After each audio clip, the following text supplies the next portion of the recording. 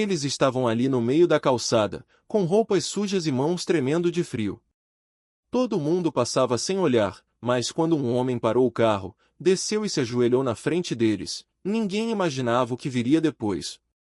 Aqueles dois idosos escondiam um segredo tão profundo e doloroso que, quando a verdade veio à tona, o mundo inteiro parou para chorar junto com eles.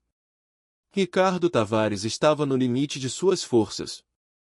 A reunião de negócios tinha sido um desastre completo, anos de trabalho duro foram destruídos em menos de uma hora.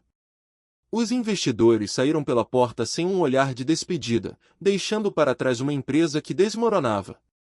Ricardo, que construiu tudo com as próprias mãos, sentiu o chão sumir sob seus pés. Dirigindo sem rumo pelas ruas da cidade, ele sentia a cabeça explodir. O celular tocava sem parar com cobranças de sócios, ameaças do banco e mensagens de uma esposa que reclamava de sua distância emocional. Ricardo apertou o volante com tanta força que os dedos ficaram brancos, uma manifestação física da pressão insuportável que carregava. Em um momento de desatenção e fúria, ele virou em uma rua secundária e o pneu cantou no asfalto. Foi quando viu dois vultos sentados na calçada, em frente a uma igreja velha e desgastada pelo tempo.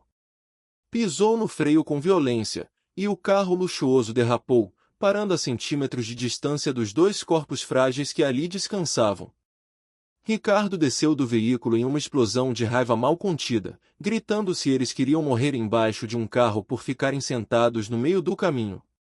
Suas palavras eram duras e carregadas de toda a frustração que o sufocava.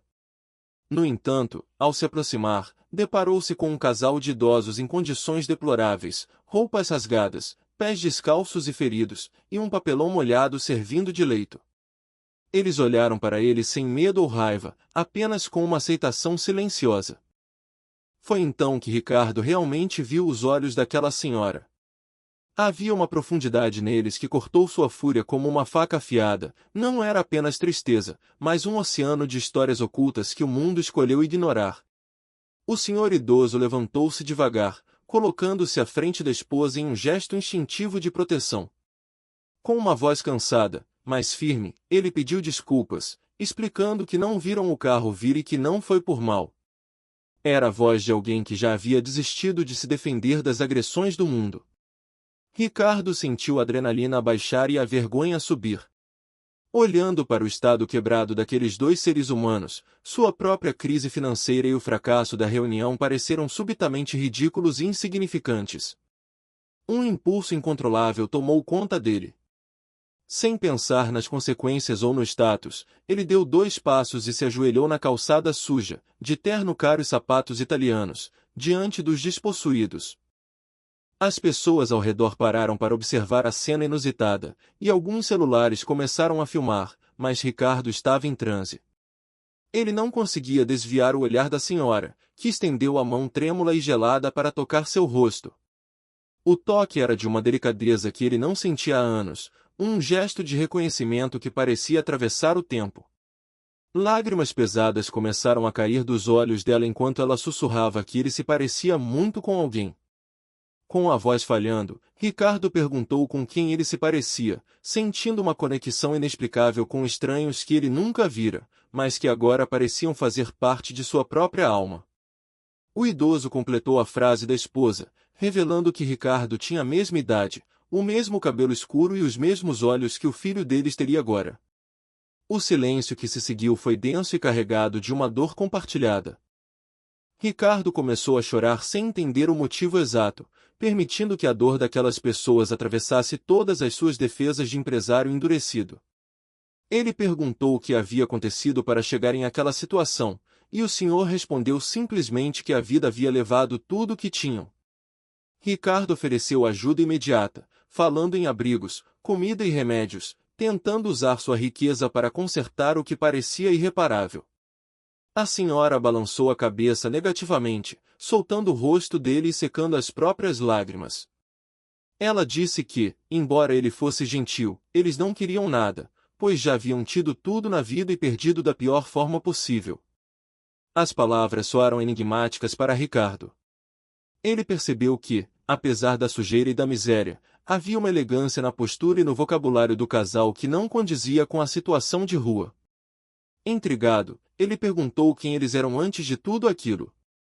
O senhor sorriu tristemente, afirmando que quem eles foram um dia já havia morrido há muito tempo, mas a curiosidade e o respeito de Ricardo não o deixaram desistir. Ele insistiu em oferecer pelo menos uma refeição e uma conversa, algo que trouxesse um pouco de calor humano. Após um olhar cúmplice e silencioso entre os idosos, o tipo de comunicação que só décadas de união permitem, a senhora aceitou a companhia, afirmando que a presença dele valia mais do que qualquer dinheiro. Ricardo sentou-se na calçada, sujando seu terno de grife sem se importar com as aparências pela primeira vez em sua vida adulta. Ele estava ali como um homem, não como um CEO. O senhor idoso então buscou algo guardado com extremo cuidado junto ao corpo, uma lata velha e amassada que ele manuseou como se contivesse o mais puro ouro. De dentro da lata, ele retirou uma foto antiga, amarelada e com as bordas gastas pelo manuseio constante. Ao estendê-la para Ricardo com as mãos trêmulas, a imagem revelou um casal jovem, elegantemente vestido e radiante de felicidade, posando em frente a uma bela residência. Entre eles, estava um menino de olhos brilhantes e um sorriso que iluminava a cena. Eram eles, décadas atrás, em uma realidade que parecia pertencer a outro universo.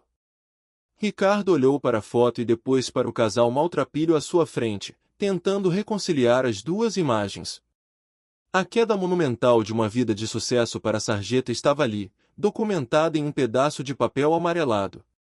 Aquele encontro mudou a trajetória de Ricardo. Ele percebeu que sua empresa desmoronando não era o fim do mundo, mas apenas uma mudança de circunstância, enquanto a perda da dignidade da família era a verdadeira tragédia. Ao ouvir a história de como a ganância de terceiros e tragédias sucessivas tiraram a casa e o filho daquele casal, Ricardo entendeu que o sucesso é volátil e a empatia é o único valor real que permanece. Ele não apenas os ajudou a sair da rua naquele dia, mas prometeu a si mesmo que nunca mais passaria por alguém caído sem realmente enxergar a humanidade escondida sob as roupas sujas, aprendendo que, às vezes, ajoelhar-se é a única forma de realmente ficar de pé. Ricardo custou acreditar que aquelas figuras frágeis e sujas eram as mesmas pessoas radiantes da fotografia. Com a voz embargada, ele perguntou se o menino era filho deles, e a senhora assentiu com os olhos fixos na imagem, como se pudesse trazer a criança de volta à vida apenas com o olhar. Ela sussurrou que ele era o pequeno deles, a única coisa que realmente importava no mundo. Curioso e tocado, Ricardo quis saber o que havia acontecido. O senhor, com uma reverência quase sagrada, guardou a foto na lata amassada e explicou que o filho ficará muito doente. Eles venderam a casa, os carros e todas as economias acumuladas em uma vida de sucesso, percorrendo todos os hospitais especialistas possíveis, mas nada foi suficiente para assegurar a vida que se esvaía. O silêncio que se seguiu àquela confissão foi doloroso, um vácuo que as palavras de conforto de Ricardo não conseguiam preencher. Ele sentiu um nó na garganta ao dizer que sentia muito, mas a senhora, abrindo os olhos com uma lucidez cortante, observou como era irônico o destino. Ela mencionou que haviam salvado tantas vidas, tantas pessoas ao longo dos anos, mas falharam justamente em salvar o próprio filho, a única alma que eles desejavam proteger acima de tudo. Ricardo congelou ao ouvir a palavra salvar e questionou se eles eram médicos. O idoso apenas balançou a cabeça, afirmando que o que foram não importava mais, pois agora eram apenas dois velhos esperando o tempo passar em uma calçada indiferente. A despedida foi súbita e definitiva. O senhor pediu que Ricardo fosse embora, alegando que estava ficando tarde e que preferiam não ser notados por muito tempo. Ricardo levantou-se com as pernas formigando, sentindo o peso daquela história em seus ombros. Ele tentou oferecer dinheiro novamente, um gesto automático de quem tenta resolver tudo com finanças, mas eles recusaram com uma dignidade inabalável. Ao entrar no carro e olhar pelo retrovisor, viu o casal voltando para o papelão, de mãos dadas, formando um exército de dois contra a imensidão do mundo. Aquela imagem o perseguiu durante uma noite de insônia, onde as palavras sobre salvar pessoas ecoavam como um enigma que ele precisava decifrar. Na manhã seguinte, a inquietação de Ricardo era tamanha que ele não conseguiu sequer tomar o café da manhã. Mentindo para a esposa que estava tudo bem, ele dirigiu freneticamente de volta à igreja, movido por uma necessidade quase desesperada de entender quem eram aquelas pessoas. Ao chegar, encontrou o casal na mesma posição, assistindo ao fluxo da cidade como quem observa um filme repetido. Ricardo estacionou à distância, observando-os com um novo olhar, buscando pistas da grandeza que eles tentavam esconder sob a crosta de sujeira e abandono. Foi quando uma mulher de aparência sofisticada, vestindo roupas caras e saltos altos, parou bruscamente diante deles, paralisada como se visse um fantasma. O rosto da mulher passou por uma rápida sucessão de choque e descrença antes que ela corresse, ignorando o desconforto dos saltos no asfalto irregular. Ela gritou pelo nome da doutora Mariana Costa, e Ricardo viu o terror instantâneo atravessar o rosto da idosa. O Sr. Teodoro, fiel ao seu papel de protetor, levantou-se rapidamente para intervir, alegando que ela estava confundindo as pessoas. No entanto, a mulher, identificada como Patrícia Almeida, estava em prantos e afirmou com certeza absoluta que reconheceria aquela mulher em qualquer lugar. Ela revelou que a doutora Mariana havia salvado sua filha, Isabela, quando todos os outros médicos do país já haviam desistido e entregado a criança à morte. Ricardo desceu do carro com o coração disparado, aproximando-se da cena enquanto Patrícia caía de joelhos diante da mendiga que um dia fora uma das cirurgiãs mais renomadas de sua área. Patrícia narrou como a filha tinha uma doença rara no coração e como a doutora Mariana não apenas não desistiu, mas criou um tratamento inovador para mantê-la viva. Diante do desespero de Patrícia em querer retribuir, a doutora Mariana fechou os olhos com força, permitindo que as lágrimas limpassem sulcos na sujeira de seu rosto, implorando para que a mulher esquecesse que a tinha visto ali, naquela condição humilhante.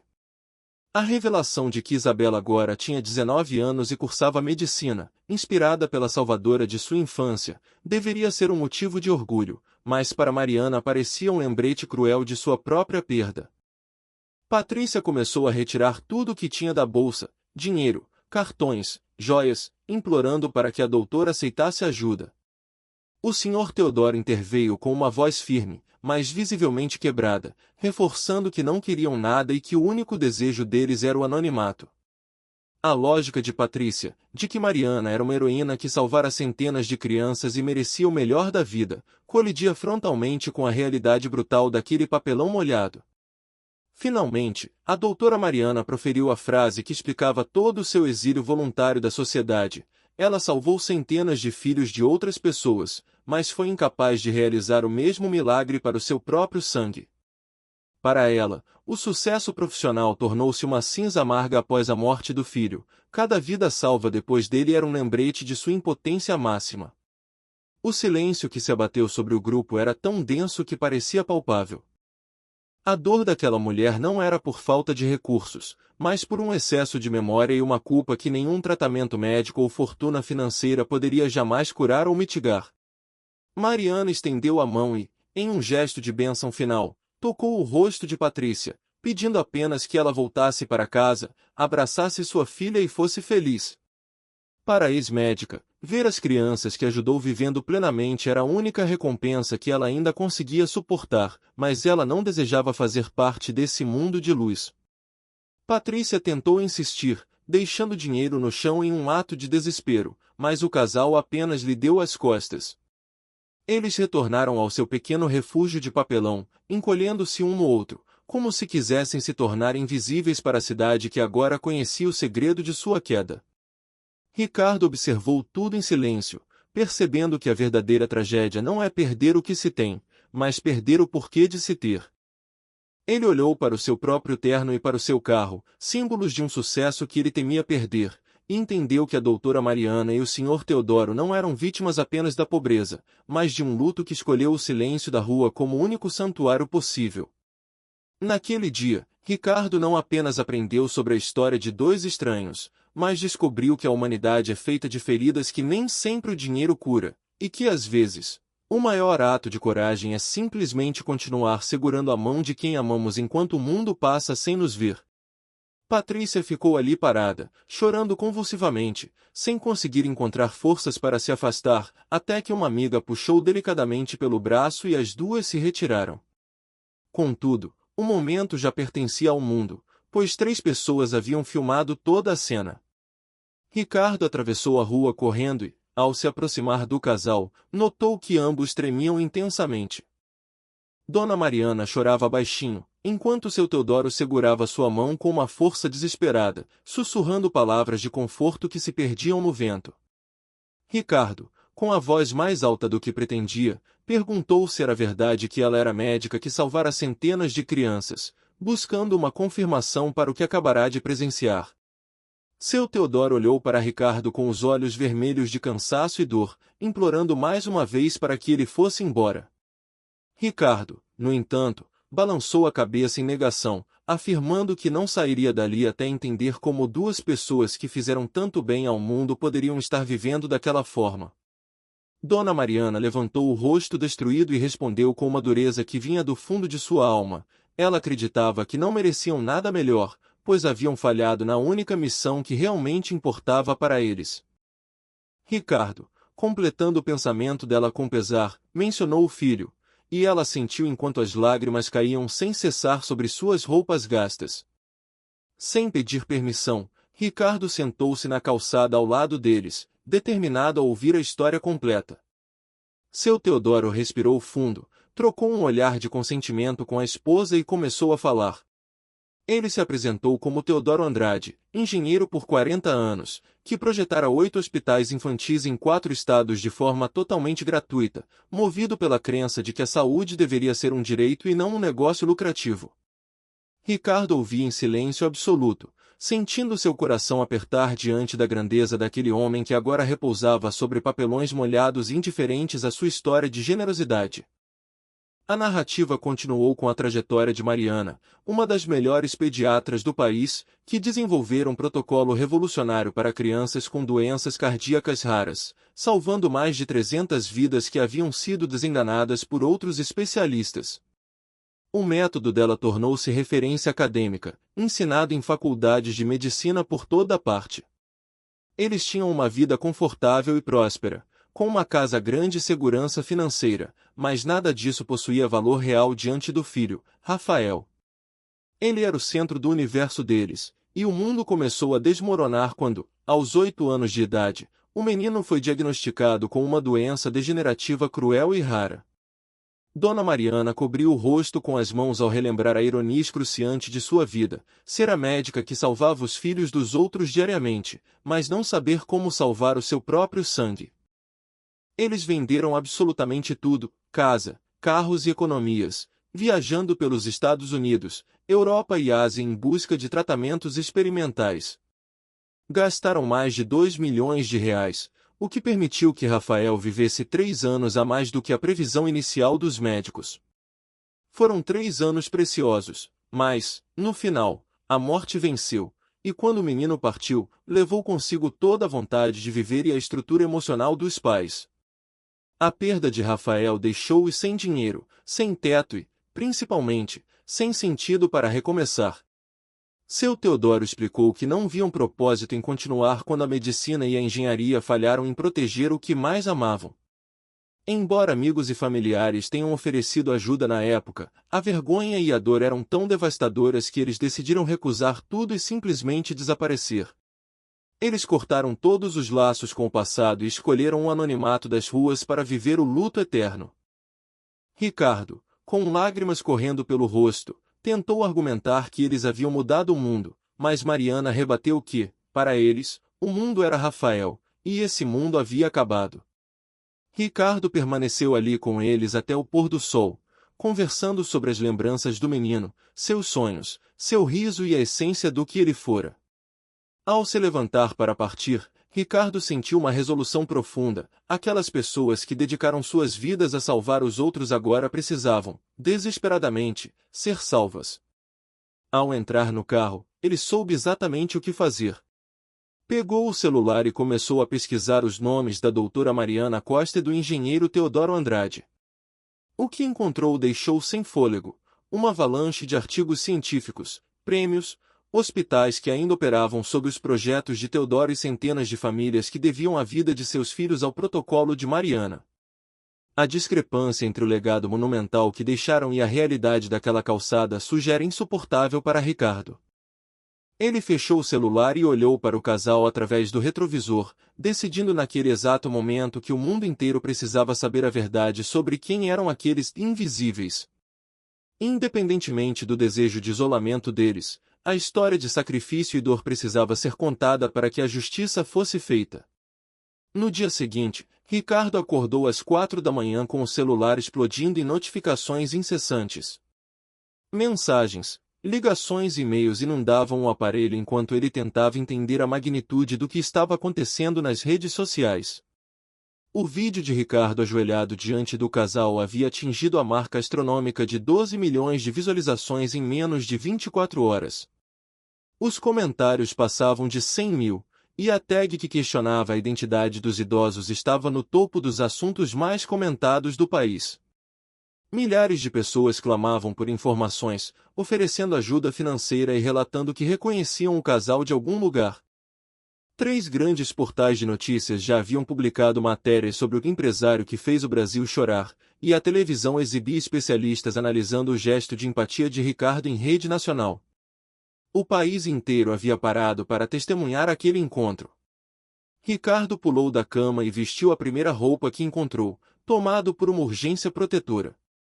Ele percebeu que o anonimato do casal havia sido destruído e que a situação estava prestes a se transformar em um espetáculo midiático para o qual eles não estavam preparados. Ele precisava chegar até a igreja antes que a multidão e as câmeras os cercassem. Quando estacionou o carro diante da velha igreja, o sol mal começara a despontar no horizonte e a rua ainda respirava um silêncio enganoso. Ele sabia que, a partir daquele momento, a vida da doutora Mariana e de seu Teodoro nunca mais seria a mesma, e que a redenção estava batendo à porta deles de uma forma avassaladora. Ricardo estacionou o carro e desceu correndo, mas ao olhar para o local onde o casal sempre ficava, seu coração afundou em um vazio gelado. O papelão havia sumido, o cobertor não estava mais lá, não restava um único vestígio da presença deles, como se nunca tivessem existido.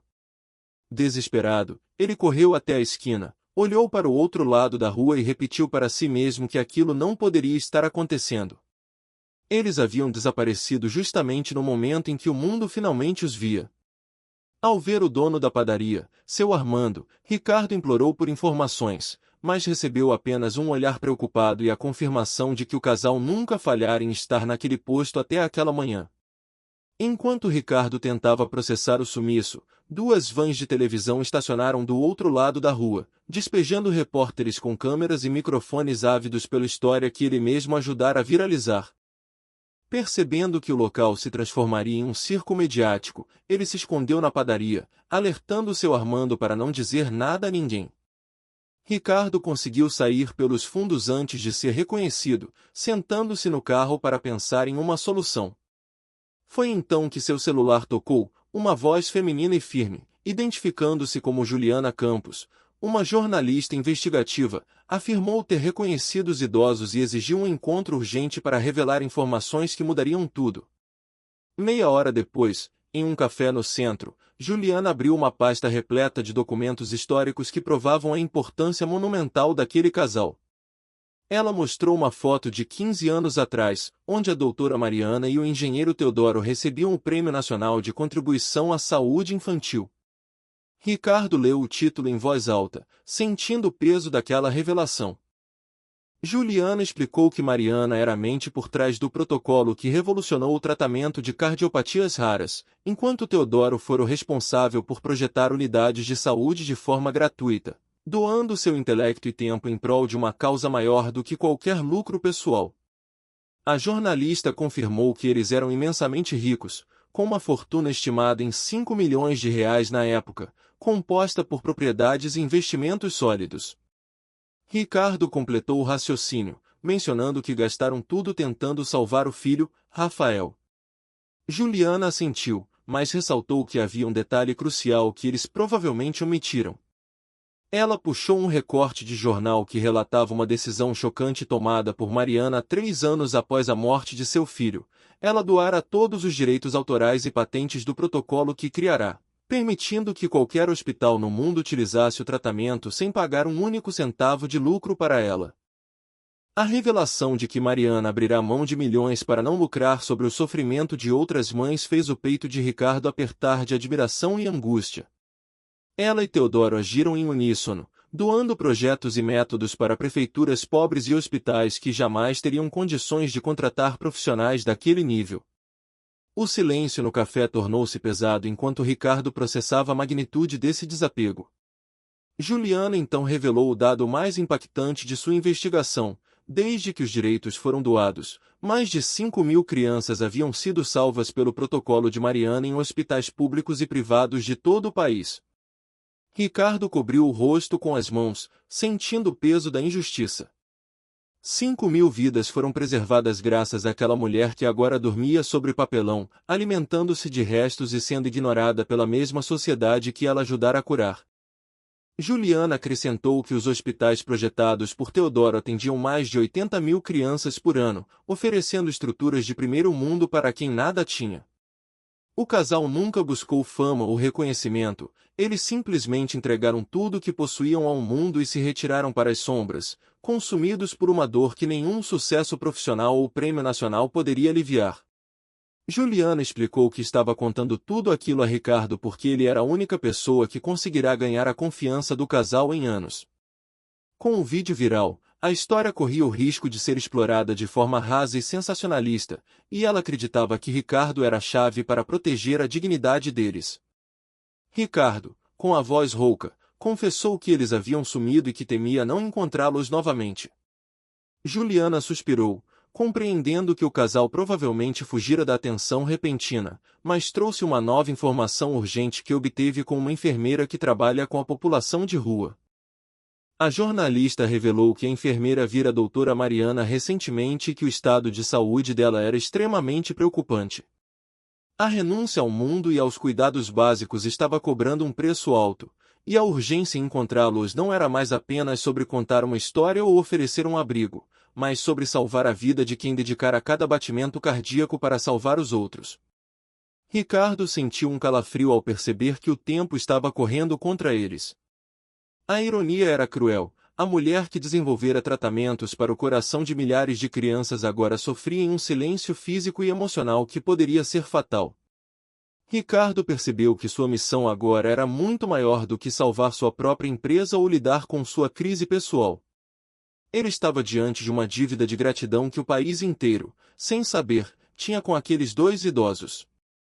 O desaparecimento deles na manhã em que a fama bateu à porta era um sinal claro de que eles ainda se sentiam indignos de qualquer resgate, mantendo-se fiéis ao pacto de luto que selaram após a morte de Rafael. Ele olhou para os documentos na mesa, vendo as vidas salvas transformadas em estatísticas frias, enquanto os heróis por trás desses números estavam em algum lugar frio e escuro da cidade. Determinado, Ricardo fechou a pasta e olhou nos olhos de Juliana, selando uma aliança para localizar o casal antes que fosse tarde demais. Ele sabia que o vídeo de 12 milhões de visualizações precisava agora servir a um propósito maior, ser a rede que encontraria os benfeitores perdidos. A jornada que começara com um estouro de pneu e um grito de raiva transformará-se em uma cruzada pela redenção de dois gigantes da humanidade. Ricardo saiu do café com o celular na mão, pronto para usar toda a sua influência e a força do vídeo viral para rastrear os passos da doutora Mariana e de seu Teodoro, prometendo que eles não passariam mais nenhuma noite sem saber o quanto eram amados. O mundo de Ricardo parou ao ouvir o diagnóstico informal da enfermeira. Mariana estava doente e era grave. Juliana, a jornalista, prontificou-se a mobilizar sua rede de contatos com a população de rua, mas exigiu de Ricardo uma promessa solene, que ele protegesse o casal da exploração midiática e dos curiosos. Eles haviam dado tudo de si para a humanidade e agora mereciam retribuição, mas com a dignidade e a paz que lhes foram roubadas pelo luto. Ricardo assentiu com o coração batendo forte, ciente de que a busca não era mais apenas por uma história, mas uma corrida contra o tempo para salvar a mulher que salvara milhares de corações. Enquanto a notícia se espalhava como um incêndio, atingindo a marca de 20 milhões de visualizações e interrompendo a programação nacional de TV, Ricardo coordenava uma busca exaustiva por abrigos, praças e viadutos. O casal parecia ter se dissolvido no ar, movido pelo desejo de desaparecer para sempre. No auge do desespero, Ricardo recebeu a ligação de uma jovem que acreditava ter visto dois idosos de mãos dadas, com a senhora tossindo muito, entrando em um prédio abandonado perto da rodoviária velha, uma área degradada e perigosa da cidade onde ninguém ia por vontade própria. Ricardo pisou no acelerador e encontrou Juliana em meio ao cenário de desolação da antiga rodoviária, um local marcado por prédios em ruínas e o silêncio dos esquecidos. Ao questionarem os moradores locais, um senhor de barba comprida apontou para um edifício cinza, mencionando que viram um casal entrar ali e que a senhora parecia muito doente. Eles correram para o interior do prédio, onde o cheiro de mofo e o som de vidros estilhaçados sob os pés criavam uma atmosfera de abandono absoluto. Ricardo gritou pelos nomes de Mariana e Teodoro, ouvindo apenas o eco de sua própria voz até ser interrompido por uma tosse rouca e persistente. No terceiro andar, ao empurrar uma porta entreaberta, Ricardo sentiu o coração parar diante da cena. Mariana estava deitada no concreto frio, envolta em um cobertor gasto, enquanto Teodoro segurava sua mão e chorava em silêncio. A febre dela era tão alta que a pele parecia queimar sob o toque de Ricardo. Teodoro, com um olhar de desespero total, sussurrou que ela estava piorando e que ele não sabia mais o que fazer. A fragilidade daquela mulher, que um dia fora o pilar da medicina pediátrica nacional, agora reduzida a um canto escuro de um prédio em ruínas, era uma visão insuportável. Mesmo debilitada, Mariana sussurrou um protesto, dizendo que não queria ir para um hospital e se tornar um espetáculo para as câmeras que agora a perseguiam. Juliana se ajoelhou e prometeu que a levariam para um local seguro, longe de qualquer cobertura midiática, onde ela pudesse receber o tratamento urgente que sua condição exigia.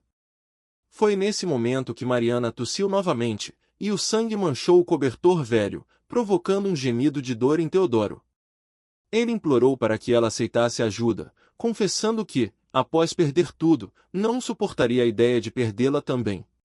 A voz de Teodoro quebrou ao dizer que ainda precisava de sua esposa, e Mariana, após um longo silêncio carregado de lágrimas, assentiu fracamente, cedendo ao apelo do companheiro de uma vida inteira. Ricardo agiu rapidamente, ligando para uma ambulância particular e exigindo discrição absoluta para evitar o alarde da imprensa. Enquanto Juliana montava a guarda na porta para garantir a privacidade do casal, Ricardo observou a conexão profunda entre os dois. Mesmo sem teto, sem fortuna e sem saúde, eles ainda possuíam um ao outro, e aquela união era a única coisa que os mantinha ancorados à realidade. Em um tom baixo e respeitoso, Ricardo perguntou a Teodoro por que eles haviam recusado ajuda durante todos esses anos, mesmo de amigos e familiares que tentaram intervir. O engenheiro passou a mão no cabelo branco da esposa com um carinho que transbordava tristeza, explicando que o motivo era o sentimento de indignidade. Eles acreditavam que, por terem salvado tantas vidas alheias e falhado em salvar o próprio filho, não mereciam ser resgatados. O luto havia se transformado em uma punição auto-infligida, onde a miséria da rua servia como um purgatório para o que consideravam seu maior fracasso. O silêncio que se seguiu à explicação de Teodoro foi interrompido apenas pelos sons distantes da cidade que agora os procurava como heróis. Ricardo percebeu que a dor deles não era financeira, mas existencial, o peso de uma competência que se provou inútil no momento mais crítico de suas vidas. A ambulância chegou sem sirenes ligadas, cumprindo a promessa de discrição. Os paramédicos entraram com cuidado, tratando a doutora Mariana com a deferência devida a uma colega de profissão, embora ela estivesse coberta pela fuligem do abandono. Teodoro não soltou a mão dela nem por um segundo enquanto a preparavam para a remoção. Ao verem Mariana ser colocada na maca, Ricardo sentiu que finalmente estava agindo não como o empresário ganancioso que era no início daquela semana, mas como o homem que ela vira através de seus olhos profundos na primeira noite. Ele garantiu a Teodoro que eles seriam levados para uma clínica privada sob nomes falsos, garantindo que o circo da internet não os alcançasse. O engenheiro olhou para Ricardo com uma gratidão silenciosa, a primeira fagulha de esperança que surgia naqueles olhos em mais de uma década. Eles estavam saindo das sombras, mas não para a fama, e sim para o cuidado. Enquanto a ambulância se afastava silenciosamente da rodoviária velha, Ricardo ficou parado na calçada com Juliana, observando o prédio cinza que quase se tornará o túmulo de uma heroína. Ele sabia que o próximo passo seria mobilizar a gratidão das 5.000 famílias que Mariana ajudou, mas de uma forma que curasse a alma do casal, não que os expusesse. A história que parara o Brasil estava apenas começando sua fase de cura, e Ricardo estava determinado a garantir que o capítulo final não fosse de tragédia, mas de uma redenção tão grandiosa quanto os hospitais que Teodoro erguera. Após ouvirem as razões do isolamento de Teodoro e Mariana, Ricardo percebeu que a recusa por ajuda não era orgulho, mas uma convicção profunda de que outros eram mais merecedores. O engenheiro explicou que a doação dos direitos do protocolo e dos projetos hospitalares foi o mínimo que puderam fazer para garantir que outros pais não sentissem o vazio que Rafael deixou. A ambulância chegou com a discrição necessária, e Mariana, fraca demais para qualquer protesto, foi colocada na maca. Teodoro, firme como uma rocha apesar do tremor nas mãos, recusou-se a soltar a mão da esposa por um único segundo, acompanhando-a na jornada em direção ao cuidado que tanto negaram a si mesmos. O destino final foi uma clínica particular e discreta, onde o sigilo absoluto foi garantido por um contato de Juliana. Enquanto Mariana era submetida a exames de emergência, Teodoro vagava pelo corredor, consumido pela ansiedade. Ricardo permaneceu ao lado dele, oferecendo o suporte silencioso que as palavras não conseguiam expressar. Após 2 horas de agonia, um médico trouxe um diagnóstico severo, pneumonia severa e desnutrição avançada. O corpo de Mariana estava no limite, e o médico foi enfático ao afirmar que, se tivessem esperado mais alguns dias, a ajuda teria chegado tarde demais para salvar a vida da doutora. Ao ouvir que Mariana sobreviveria com o tratamento adequado, Teodoro desabou em um choro convulsivo nos braços de Ricardo. O alívio transformou o empresário e o engenheiro em amigos unidos por uma tragédia evitada. Mais tarde, enquanto observava o casal através do vidro do quarto, Mariana dormindo sob sedação e Teodoro velando seu sono, Ricardo foi abordado por Juliana com novos dados impressionantes. O número de crianças salvas pelo protocolo de Mariana havia sido atualizado, eram mais de 7.000 vidas preservadas, um exército de sobreviventes que crescia mensalmente graças à generosidade de uma mulher que quase morrera de abandono. Juliana relatou que o Brasil inteiro estava em polvorosa, com médicos, engenheiros e famílias salvas oferecendo casas, dinheiro e suporte médico vitalício. A onda de gratidão era imparável, mas trazia consigo um dilema: como proteger a fragilidade dos idosos do espetáculo midiático que se formava? Ricardo sabia que o vídeo, agora com 30 milhões de visualizações, era uma força da natureza impossível de conter.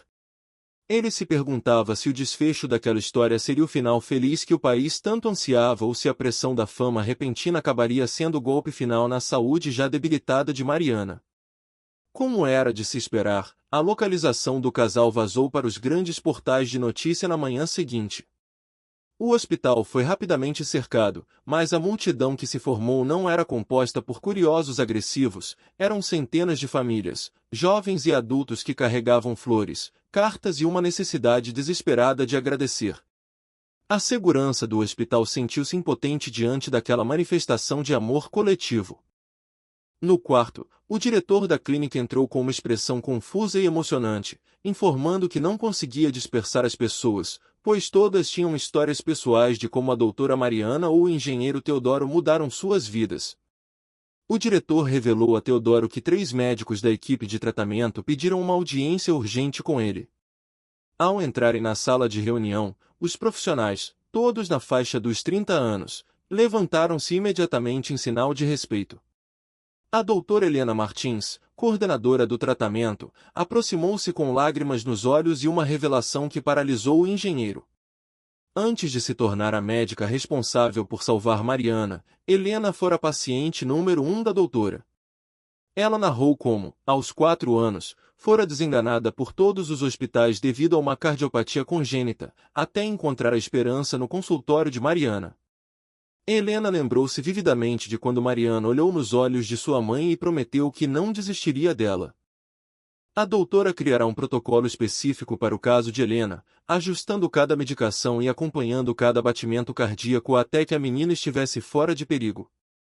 A voz da médica tremeu ao afirmar que sua vida e sua carreira na medicina eram frutos diretos da dedicação de Mariana. A ironia divina de ter a própria paciente liderando o tratamento de sua salvadora trouxe um peso de redenção àquela sala, transformando o ambiente hospitalar em um santuário de gratidão e reconhecimento. Teodoro ouviu o relato em um silêncio reverente, percebendo que o bem que semearam no passado havia criado raízes profundas e voltado para socorrê-los no momento de maior necessidade. Helena explicou que não apenas ela, mas muitos outros médicos no hospital e na cidade deviam sua existência à coragem técnica de Mariana. Eles não estavam apenas tratando uma paciente idosa, estavam cuidando de sua mentora espiritual, da mulher que lhes ensinou que a vida de uma criança vale qualquer sacrifício. Ricardo observava a cena comovido, entendendo que o círculo de bondade estava finalmente se fechando de forma perfeita. A doutora Helena garantiu a Teodoro que a doutora Mariana teria o melhor que a medicina moderna poderia oferecer, não apenas por profissionalismo, mas por uma dívida de alma. Do lado de fora, a multidão continuava a crescer, entoando orações e mensagens de apoio que ecoavam pelas janelas do hospital. Ricardo percebeu que a vergonha que o casal sentia por não ter salvo o próprio filho estava sendo lavada pelo testemunho de milhares de outros filhos que estavam vivos graças a eles. A dor de Rafael não seria apagada, mas o legado dele, manifestado em cada vida salva, estava finalmente sendo honrado pelo mundo inteiro. Ricardo sentiu que sua própria vida havia sido transformada por aquele encontro fortuito na calçada. O empresário que antes se preocupava apenas com números e reuniões desastrosas agora entendia o verdadeiro significado de legado. Ele prometeu a Teodoro que usaria sua influência para criar uma fundação em nome de Rafael, garantindo que o protocolo de Mariana e os projetos de Teodoro continuassem a salvar vidas para sempre, sem que eles precisassem se preocupar com dinheiro ou teto novamente. O mundo parou para chorar com eles, mas agora, o Brasil inteiro estava de pé para garantir que eles nunca mais estivessem sozinhos. Doutora Helena abriu a pasta e revelou uma fotografia antiga de uma menina pequena em um leito hospitalar, sorrindo ao lado de uma Mariana muito mais jovem. Ela confessou, com a voz embargada, que era aquela criança e que só havia se tornado cardiologista pediátrica porque Mariana lhe dera essa chance. Logo em seguida, o Dr. Felipe aproximou-se para compartilhar que também fora salvo pelo mesmo protocolo aos 6 anos de idade, e que hoje dedicava sua vida a replicar o método que a doutora lhe ensinara. O Dr. André, o mais jovem, completou o trio de testemunhos dizendo que, embora seu irmão não tivesse resistido, a persistência gratuita e o choro compartilhado de Mariana inspiraram toda a sua carreira médica. Seu Teodoro precisou se apoiar na mesa quando as pernas falharam diante de tamanha revelação. Ricardo segurou o braço do velho amigo, que tremia visivelmente enquanto processava que aqueles 3 médicos eram, na verdade, frutos vivos do trabalho de sua esposa. Helena jurou solenemente que a mulher que lhe dera a vida agora estava em suas mãos e que faria o impossível para salvá-la. Naquela sala de hospital, o círculo da existência se fechava de forma perfeita. A salvadora de multidões estava sendo resgatada por aqueles que outrora carregou no colo da medicina. Contudo, o Dr. Felipe ainda tinha uma informação técnica que mudaria para sempre a percepção de Teodoro sobre o sucesso da esposa. Os médicos revelaram que o protocolo desenvolvido por Mariana não estava restrito ao Brasil, tendo sido adotado oficialmente em 17 países, incluindo Argentina, México e Espanha. O levantamento estatístico mais recente indicava que o número de crianças vivas graças ao seu método não era de 7.000, mas ultrapassava a marca astronômica de 23.000 vidas. O silêncio que se seguiu foi absoluto, pesado com a magnitude de 23.000 famílias que não precisaram enfrentar o luto. Teodoro sentou-se devagar, sussurrando que Mariana não fazia ideia do impacto real que tivera no mundo, pois sempre acreditou ser um fracasso por não ter conseguido salvar o próprio filho. Doutora Helena foi firme ao dizer que, embora Mariana tivesse perdido a batalha por Rafael, ela deu a vitória a 23.000 outros pais que puderam ver seus filhos crescerem e construírem famílias. Ricardo sentiu o peito explodir com a importância daquela história. O mundo precisava saber que o sacrifício daquele casal não fora em vão. Mais tarde, no quarto, Mariana despertou consciente, embora muito fraca.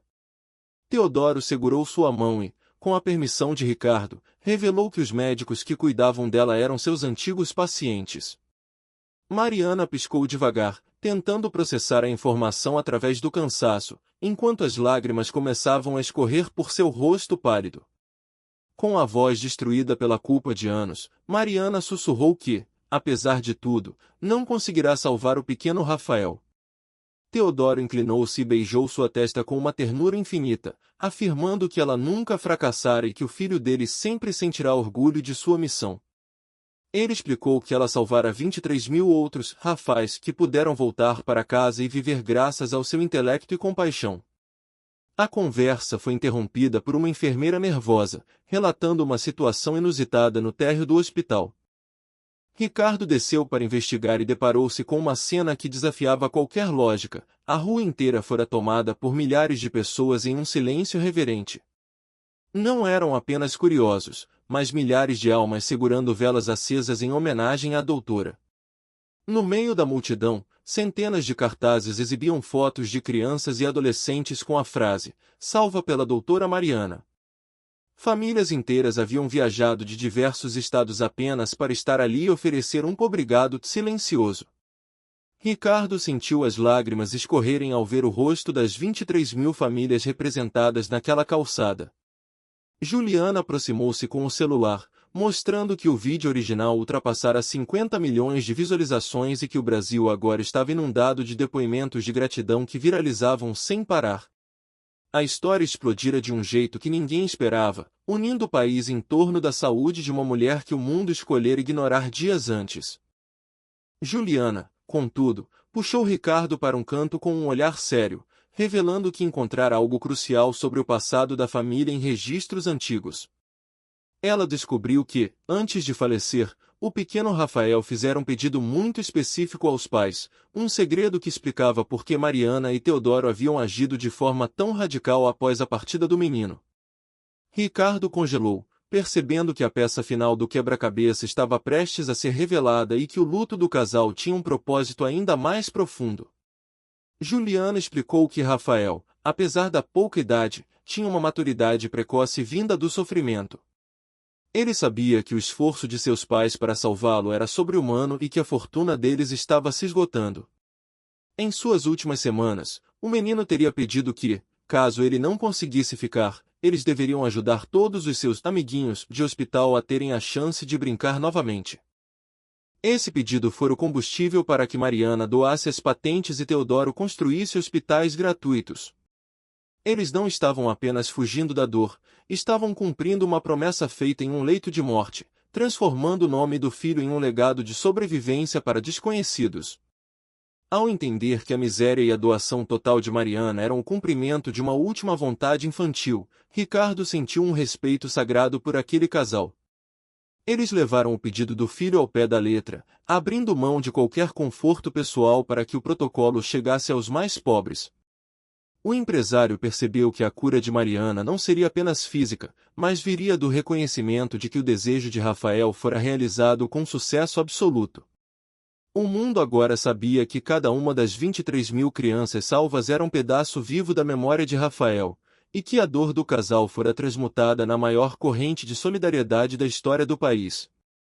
Ricardo olhou para a multidão lá fora e para o quarto lá no alto, sabendo que o final daquela história não seria definido pela morte, mas pela vida que insistia em brotar de onde só havia cinzas.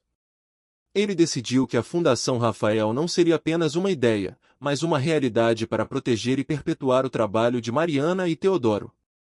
O Brasil inteiro estava de guarda naquela noite, vigiando o sono da mulher que ensinara a todos que a verdadeira riqueza não está no que acumulamos, mas no que somos capazes de ceder para que o outro possa respirar. O mundo parou para chorar, mas acordou decidido a nunca mais permitir que seus heróis fossem invisíveis. Juliana revelou a existência de uma carta registrada no hospital onde Rafael passará seus últimos dias, um documento guardado pelo tempo que prometia mudar tudo. Ricardo pegou o celular. Ao ler as primeiras linhas escritas por uma criança de apenas 11 anos, sentiu o mundo parar diante de uma sabedoria que cortava a alma.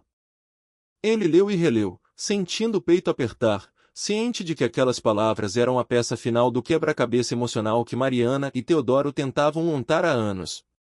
Embora temesse que o impacto fosse excessivo para a saúde fragilizada da doutora, ele sabia que o perdão contido naquelas linhas era a única medicina capaz de curar o espírito deles. Ricardo subiu ao quarto devagar e encontrou Teodoro velando o sono leve de Mariana, que já se mostrava mais alerta graças ao tratamento. Com as mãos trêmulas, ele anunciou que Juliana encontrara algo nos arquivos hospitalares, uma carta escrita pelo próprio punho de Rafael. O anúncio fez Mariana levar a mão à boca instantaneamente, enquanto seus olhos se inundavam de lágrimas. Teodoro pegou o aparelho e, com a voz embargada, começou a ler a mensagem do filho, que admitia saber de seu pouco tempo, mas celebrava ter tido os melhores pais do mundo por 11 anos inesquecíveis. A leitura prosseguiu entre soluços, com Rafael afirmando que a vida não era sobre a duração do tempo, mas sobre o que se fazia com ele. O menino escreveu que vira a mãe salvar tantas crianças e o pai construir hospitais do nada, e que sabia de todo o sacrifício financeiro feito para tentar salvá-lo. Ele garantiu que Mariana nunca falhara, pois lhe dera 11 anos de felicidade e amor verdadeiro, algo que valia mais do que qualquer tratamento experimental. Teodoro precisou parar diversas vezes, sufocado pelo choro, enquanto Ricardo e Juliana deixavam suas próprias lágrimas correrem livremente diante de tamanha entrega. O pedido final de Rafael foi o golpe de misericórdia na culpa que o casal carregava. Ele implorou para que não desistissem de salvar outras crianças só porque não conseguiram salvá-lo. O menino explicou que cada vida preservada pela mãe seria como se ele estivesse vivendo de novo, e cada hospital erguido pelo pai seria sua própria casa. Ele prometeu estar presente em cada sorriso curado, pedindo que não guardassem raiva de Deus ou da vida, pois ele partia em paz, sabendo que sua existência tivera sentido e que deixava um legado de milhares de vidas que seriam salvas em seu nome. Ao terminar a leitura da assinatura, "Eu amo vocês para sempre, Rafael", Teodoro desabou, cobrindo o rosto com as mãos e chorando como Ricardo nunca vira alguém chorar. Mariana, mesmo sem forças físicas para se levantar, estendeu os braços para o marido, e os dois se fundiram em um abraço que parecia desabar e reconstruir o mundo simultaneamente. Ricardo saiu do quarto para permitir que aquele momento sagrado de reconciliação com o passado pertencesse apenas a eles, encostando-se na parede do corredor enquanto processava a beleza devastadora daquela carta que acabará de ler. Levou quase 1 hora para que Teodoro saísse do quarto, apresentando um semblante transformado por uma paz e leveza que não existiam antes. Ele segurou os ombros de Ricardo e agradeceu por ele ter trazido o filho de volta através daquelas palavras. O engenheiro explicou que Mariana estava finalmente em paz, pois receberá de Rafael o perdão que ela mesma se negava há mais de 1 década. No entanto, a calmaria interna foi interrompida pelo diretor do hospital, que apareceu correndo para relatar uma situação gigantesca que estava ocorrendo do lado de fora da clínica e que exigia a presença deles. Ao descerem as escadas, depararam-se com uma cena surreal. A rua não abrigava mais apenas milhares de pessoas, mas dezenas de milhares que se estendiam por quarteirões inteiros. Velas, flores e cartazes tomavam o asfalto, e uma faixa monumental agradecia a doutora Mariana em nome de 23.000 vidas. Ricardo ficou sem fôlego ao perceber a escala da gratidão popular. Um telão enorme fora montado na rua, exibindo centenas de depoimentos de pais segurando seus filhos, jovens adultos que foram salvos pelo protocolo e engenheiros que trabalharam nas obras de Teodoro, todos unidos em um único coro de reconhecimento. As maiores redes de televisão do mundo estavam presentes, capturando o momento em que a história do casal invisível se tornava o maior símbolo de humanidade do século. O legado de Rafael, mencionado na carta, estava materializado ali, naquelas faces sorridentes que ocupavam o espaço público. Teodoro olhava para as imagens no telão com uma admiração silenciosa, percebendo que o filho estava certo, ele realmente vivia em cada uma daquelas pessoas. A dor do luto, que antes os isolara do mundo, agora os conectava a uma multidão que os amava sem nunca tê-los conhecido pessoalmente. O diretor do hospital comentou que a mobilização era sem precedentes e que as doações para a futura Fundação Rafael já ultrapassavam valores imagináveis, vindas de todos os cantos do globo. Ricardo percebeu que a partir daquele dia, Mariana e Teodoro nunca mais seriam dois velhos esperando o tempo passar. Eles eram os arquitetos de uma esperança que sobrevivera à própria morte. A jornalista Juliana, ao lado de Ricardo, observou que o mundo inteiro estava assistindo e que a lição de Rafael sobre o propósito da vida havia se tornado a mensagem mais poderosa da era digital, alcançando corações em 17 países diferentes. A história que começara com um empresário amargurado e um casal de moradores de rua terminava como um testamento de que o bem nunca é desperdiçado. Ricardo olhou para a multidão e soube que sua própria vida fora salva naquele processo, arrancando da superficialidade para o centro do que realmente importa. Mariana, lá em cima, agora dormia com o coração leve, sabendo que seu filho estava orgulhoso. O mundo parou para chorar com eles, mas agora o Brasil inteiro se levantava para aplaudir, garantindo que o nome de Rafael e o trabalho de seus pais ecoariam pela eternidade como um hino à resiliência e ao amor incondicional. A fama repentina trouxe o governador do estado ao hospital, cercado de assessores e promessas de casas luxuosas e tratamentos oficiais. Ele propôs a criação de um instituto estatal com o nome de Rafael, buscando vincular a imagem do governo ao milagre que comovia o país. Ricardo estava prestes a intervir quando a voz firme de seu Teodoro cortou o ar, o engenheiro desceu sem ser notado e confrontou o político com uma lucidez cortante. Ele recusou cada oferta, questionando se o reconhecimento era para o casal ou para servir de palanque eleitoral, afirmando categoricamente que o legado de seu filho não seria transformado em propaganda política. Seu Teodoro explicou que Rafael não desejava fama, mas a continuidade da missão de salvar vidas, algo que eles fariam do próprio jeito, com dignidade e longe dos holofotes. O silêncio desconfortável que se seguiu à sua recusa mostrou a força de um homem que não podia ser comprado. Ao retornar para o quarto, Teodoro sorriu para Ricardo, explicando que Rafael não escrevera aquela carta para transformá-los em celebridades, mas para que permanecessem fiéis à própria essência. No entanto, o mundo não permitiu o anonimato, pois a carta vazou e foi lida por 80 milhões de pessoas, gerando uma onda de comoção sem precedentes. O impacto das palavras de Rafael foi tão profundo que o Brasil inteiro parou em sinal de respeito, escolas fizeram minutos de silêncio e hospitais acenderam velas em vigília. Mais do que emoção, houve ação, médicos de todo o país se mobilizaram de forma independente para criar o verdadeiro Instituto Rafael. Juliana mostrou a Ricardo que, em apenas 6 horas, 2.000 médicos se voluntariaram, 15 hospitais cederam alas inteiras e dezenas de empresas doaram equipamentos. Era um movimento orgânico e espontâneo, provando que um legado real se constrói com a união de propósitos, não com orçamentos governamentais. Naquela noite, Mariana finalmente conseguiu se sentar, livre do perigo de morte e revestida de uma paz que não sentia há décadas. Ela confessou a Ricardo e Juliana que o perdão contido na carta do filho fora a única cura necessária, mostrando que sua vida tivera sentido através das 23.000 famílias que preservara. Juliana celebrou que o Instituto Rafael já estava operando e salvaria milhares de outros em nome do menino. Enquanto Mariana chorava lágrimas de aceitação e amor, a doutora Helena entrou no quarto com uma surpresa que materializaria todo aquele esforço em um único gesto humano. Uma menina de 8 anos, chamada Sofia, entrou timidamente no quarto segurando a mão da mãe. Sofia fora salva pelo protocolo de Mariana e fizera questão de entregar pessoalmente um desenho feito com giz de cera, retratando uma médica com um coração nas mãos e um obrigado escrito em letras tortas. Ao abraçar a criança, Mariana e Teodoro choraram juntos com todos os presentes. Ricardo compreendeu, naquele abraço, que o legado não residia em estatísticas ou visualizações na internet, mas na vida pulsante daquela menina e no amor que se multiplicava ao infinito através das gerações. 3 semanas depois, o dia da alta hospitalar de Mariana chegou, sendo descrito pelos médicos como um milagre de vontade de viver. Ao cruzarem a porta de saída, o casal foi surpreendido não por jornalistas ou curiosos, mas por centenas de famílias que formavam um corredor humano de respeito.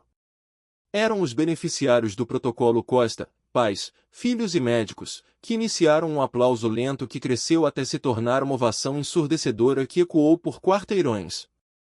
Mariana, emocionada, cobriu a boca com as mãos, enquanto Teodoro a amparava, visivelmente tocado pela magnitude do agradecimento coletivo. Uma senhora de cabelos grisalhos aproximou-se para contar que sua filha, Beatriz, fora paciente de Mariana há 30 anos e que hoje, inspirada por ela, também era pediatra e salvava outras vidas. O encontro reforçou a ideia de que a bondade de Mariana criará uma reação em cadeia de cura que nunca cessaria. O corredor humano não era apenas uma despedida do hospital, mas uma procissão de vidas recuperadas que escolhiam, finalmente, enxergar os invisíveis que as salvaram. Ricardo e Juliana observavam de longe, garantindo que a dignidade do casal fosse preservada em meio a tanto carinho.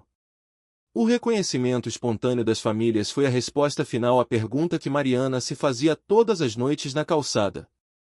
Ela percebeu que, embora não tivesse conseguido evitar a partida de Rafael, ela se tornará a mãe simbólica de uma multidão que agora a abraçava. O Instituto Rafael, agora plenamente operacional sob a gestão ética de médicos voluntários, simbolizava a vitória da medicina humanizada.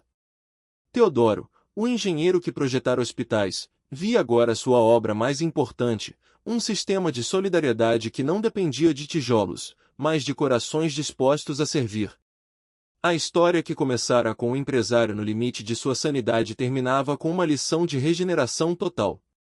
Ricardo Tavares não era mais o mesmo homem que apertava o volante com raiva, ele encontrara um propósito maior ao ajudar a resgatar a dignidade de seus novos amigos. Ele entendeu que sua crise financeira era pequena diante da imensidão da alma humana e que a verdadeira fortuna de um homem se mede pelo impacto positivo que ele deixa nos outros. O vídeo que viralizara fora apenas o estupim para uma mudança estrutural na forma como a sociedade enxergava seus heróis esquecidos. Dona Mariana e seu Teodoro caminharam em direção à nova vida, não em uma mansão oferecida por políticos, mas em uma casa simples cercada pelo carinho das famílias que ajudaram. Eles continuariam a viver com modéstia, mas agora cercados de flores, cartas e visitas diárias de crianças que cresceram saudáveis graças ao protocolo Costa. O círculo finalmente fazia sentido. Rafael partirá cedo, mas sua carta e seu desejo transformaram a dor de seus pais no maior presente que o mundo poderia receber. A verdade viera à tona e, embora o mundo tivesse parado para chorar, ele agora caminhava mais leve, inspirado pelo exemplo de dois gigantes que nunca precisaram de nada além de amor e um par de mãos dadas. Uma fila interminável se formou diante do hospital. Eram centenas de pessoas que esperaram horas apenas para agradecer, abraçar e mostrar fotografias de filhos que cresceram e construíram suas próprias famílias graças à doutora Mariana. Cada história ouvida e cada lágrima compartilhada serviram para aliviar o peso que o casal carregava há anos. Quando finalmente puderam sair, Ricardo os conduziu até um bairro simples na periferia, parando diante de uma casa pequena e bem cuidada, com uma cerca branca e um jardim florido. Ele revelou que o lar fora adquirido através de doações anônimas de pessoas que desejavam retribuir o bem recebido, oferecendo-lhes a dignidade que sempre mereceram. Dona Mariana e seu Teodoro entraram no novo lar tomados pela emoção de terem, pela primeira vez em décadas, um teto que não fora imposto pelo Estado, mas erguido pelo afeto. Na sala, encontraram a antiga foto de Rafael restaurada e emoldurada, acompanhada de uma placa em memória do menino que ensinou ao mundo o significado do legado. Mariana tocou o rosto do filho na imagem e sussurrou uma pergunta sobre o orgulho que ele sentiria, ao que Teodoro respondeu com convicção de que Rafael estava sorrindo de onde quer que estivesse. Os meses seguintes foram dedicados à reconstrução da alma e à aceitação de sua nova missão. Embora não tenha retornado à prática cirúrgica, Mariana passou a visitar hospitais para mentorar jovens médicos, compartilhando sua vasta experiência e vendo em cada criança salvo um reflexo de Rafael. Teodoro, por sua vez, visitava as estruturas que projetara, encontrando paz ao ver os corredores cheios de vida. O Instituto Rafael cresceu exponencialmente, salvando centenas de crianças em poucos meses através de uma rede orgânica de voluntários e hospitais parceiros. Ricardo, percebendo que sua vida corporativa perderá o sentido diante daquela magnitude, abandonou o antigo emprego para tornar-se o diretor do Instituto, dedicando-se inteiramente à causa. A jornalista Juliana documentou toda a trajetória em um livro disponibilizado gratuitamente, garantindo que a história de redenção alcançasse todos os cantos do globo.